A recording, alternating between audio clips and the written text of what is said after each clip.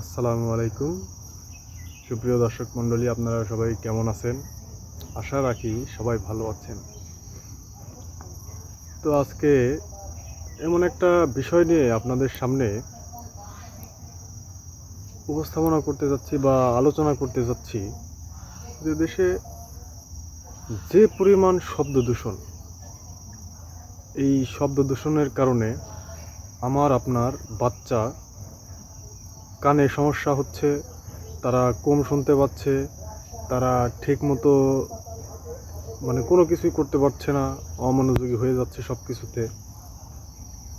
আসলে এই শব্দ দূষণগুলা আমরা কৃত্রিমভাবে তৈরি করছি। যেমন মেশিনারিজ, বিভিন্ন ধরনের মাইকিং। এই যে ধরেন, সকাল দুপুর সন্ধ্যা রাত্রি পর্যন্ত কিছু হকার আছে যারা ওষুধ বিক্রি করে। যেমন বিভিন্ন ধরনের মেডিকেলের এমবিবিএস হকার, তারা তো আছেই। তারা এত ভালো মানের হকার যে সকাল বিকাল রাত রাত 10টা পর্যন্ত 12টা পর্যন্ত তারা হকারগিরি করে।